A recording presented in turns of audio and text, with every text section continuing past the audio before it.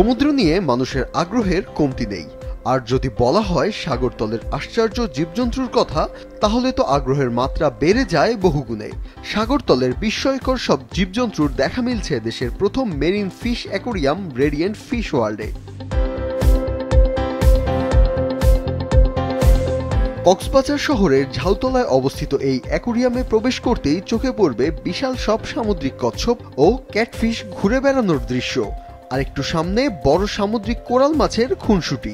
Shark দেখেছি, যেমন ধরো মাছ, কাঁকড়া আর অক্টোপাস, তারপর পাপার ফিশ, পাঙ্গাস মাছ, তারপর অ্যাঞ্জেল ফিশ, লবস্টার, কাউঠা।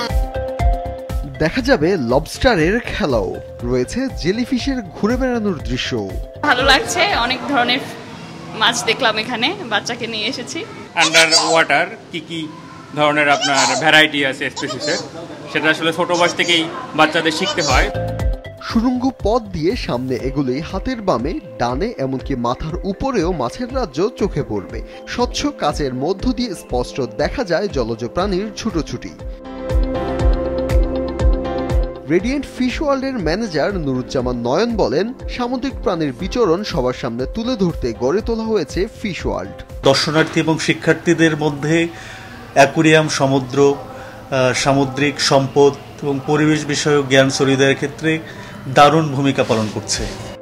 সমুদ্র সৈকতে সাগরের বিশাল জলরাশি দেখা গেলেও সমুদ্রতলের বিচিত্র মাছ ও অন্যান্য প্রাণী দেখা হয়ে ওঠে না অনেকেরই।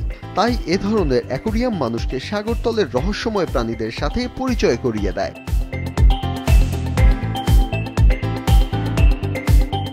ফাহিয়ান হামিম, মাছরাঙা সংবাদ, কক্সবাজার।